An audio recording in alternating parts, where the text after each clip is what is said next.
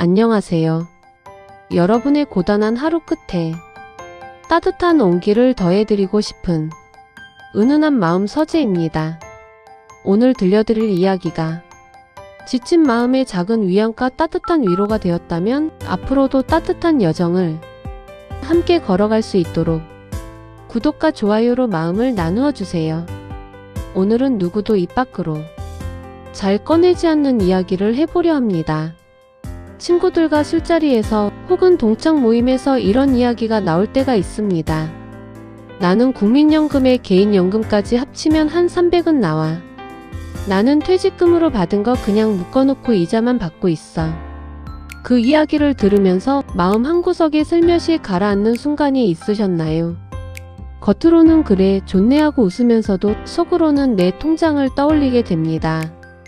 그리고 왠지 모르게 작아지는 느낌. 자리에 있는데 자리에 없는 듯한 느낌. 그 느낌이 드신 적 있으신가요? 집에 돌아오는 길에 혼자 생각합니다.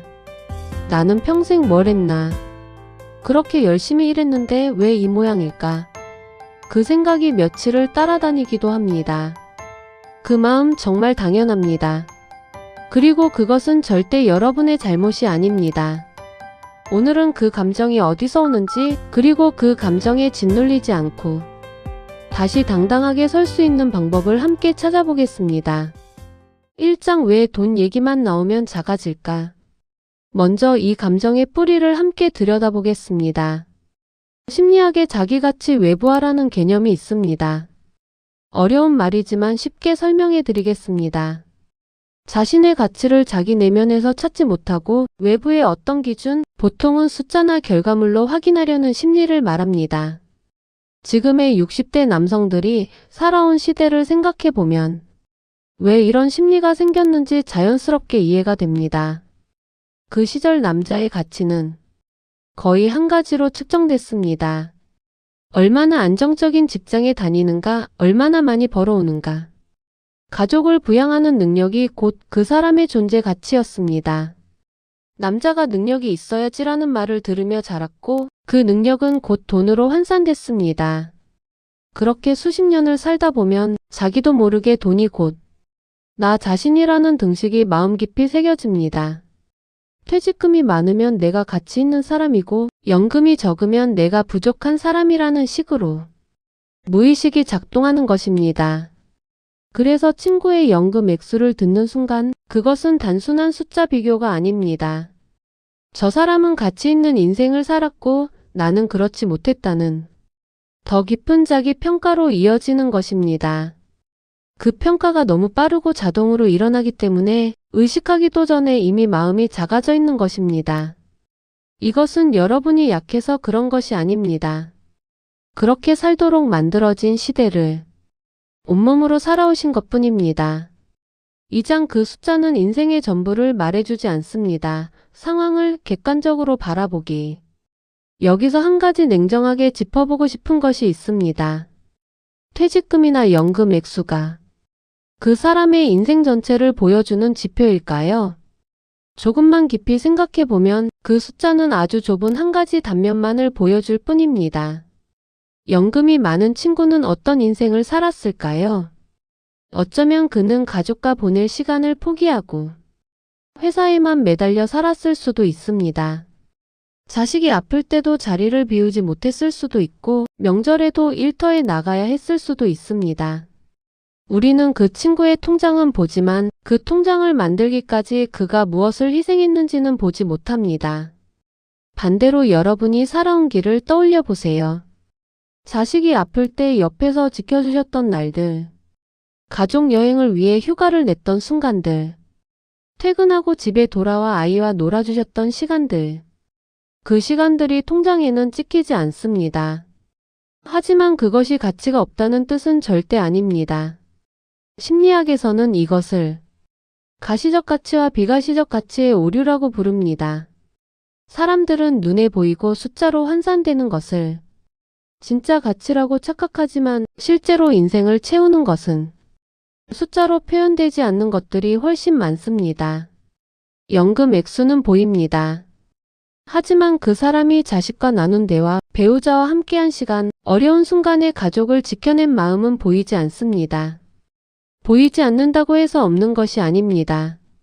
3장 마음을 다스리는 첫 번째 방법, 내 인생의 숨은 자산 목록 만들기. 첫 번째 방법은 아주 구체적입니다. 종이를 한 장 꺼내서 숨은 자산 목록을 만들어 보는 것입니다. 여기에 적는 것은 돈으로 환산되지 않는 것들입니다. 자식을 키우면서 끝까지 책임을 다한 것, 어려운 순간에도 가족을 떠나지 않은 것, 부모님을 끝까지 모셨던 시간, 친구가 어려울 때 곁을 지켜준 일, 직장에서 묵묵히 자신의 역할을 다해낸 세월, 이것들을 하나씩 적어보세요. 처음에는 낯설고 어색하실 수 있습니다. 이런 게 무슨 자산이야 라는 생각이 드실 수도 있습니다. 그런데 이것이 진짜 자산입니다. 왜냐하면 이것은 아무도 빼앗아갈 수 없고 누구와도 비교할 필요가 없는 오직 여러분만의 것이기 때문입니다. 심리학에서는 이렇게 자신의 무형의 성취를 구체적으로 기록하는 것이 자존감 회복에 매우 효과적이라고 말합니다. 머릿속에 흩어져 있을 때는 흐릿하고 작게 느껴지던 것들이 종이에 적어서 눈으로 보면 생각보다 훨씬 크고 단단하게 느껴집니다. 오늘 한번 해보세요. 적다 보면 분명히 느끼실 겁니다. 여러분의 인생에는 통장에 찍히지 않는 자산이 생각보다 훨씬 많습니다. 사장 마음을 다스리는 두 번째 방법, 비교가 시작되는 순간 알아채기. 두 번째 방법은 실시간으로 적용할 수 있는 방법입니다. 친구가 연금 이야기를 꺼내는 순간 마음속에서 비교가 시작됩니다. 그 비교가 시작되는 순간을 알아채는 것이 중요합니다. 대부분의 경우 비교는 너무 빠르고 자동으로 일어나서 우리가 의식하기도 전에 이미 마음이 가라앉아 있습니다. 그런데 이 비교가 일어나는 순간을 딱 알아채기만 해도 그 힘이 절반으로 줄어듭니다. 이렇게 연습해 보세요. 누군가 돈 이야기를 꺼낼 때 마음속으로 이렇게 말해보는 것입니다. 지금 비교가 시작되고 있구나. 그냥 이 한 문장을 마음속으로 알아채는 것입니다. 이것을 심리학에서는 메타인지라고 부릅니다. 내가 지금 무슨 생각을 하고 있는지를 한 발짝 떨어져서 보는 능력입니다. 비교하는 생각에 완전히 빠져들지 않고 내가 지금 비교하고 있구나라고 알아채는 순간 그 생각은 더 이상 나를 끌고 다니지 못합니다. 그리고 그 순간 이렇게 한 번 더 생각해 보세요. 이 사람의 숫자가 내 인생의 가치를 정하지 않는다. 이 한 문장이면 충분합니다. 처음에는 잘 안 될 수 있습니다. 그래도 괜찮습니다. 알아채는 연습을 반복하다 보면 어느 순간 그 비교가 마음을 흔들기 전에 먼저 알아차리게 됩니다. 5장 마음을 다스리는 세 번째 방법, 돈이 아닌 기준으로 나를 평가하는 연습. 세 번째 방법은 평가 기준 자체를 바꾸는 연습입니다. 평생 돈이라는 한 가지 기준으로 자신을 평가해 왔다면 이제는 다른 기준들을 함께 가지고 계셔야 합니다. 오늘부터 하루를 마무리할 때 이렇게 자신에게 물어보세요. 오늘 나는 누군가에게 친절했는가? 오늘 나는 가족에게 따뜻한 말을 했는가? 이 질문들이 돈과는 전혀 상관없는 기준입니다. 그런데 이 기준으로 자신을 평가하다 보면 점점 더 다양한 곳에서 자신의 가치를 발견하게 됩니다. 심리학에서는 이것을 다중 자존감 기반이라고 부릅니다. 자존감의 뿌리가 한 가지뿐이면 그 한 가지가 흔들릴 때 전체가 무너집니다. 하지만 자존감의 뿌리가 여러 개라면 하나가 흔들려도 다른 뿌리들이 나를 지탱해 줍니다. 돈이라는 뿌리 하나에만 의지해 오셨다면 이제는 다른 뿌리들을 함께 키워보세요.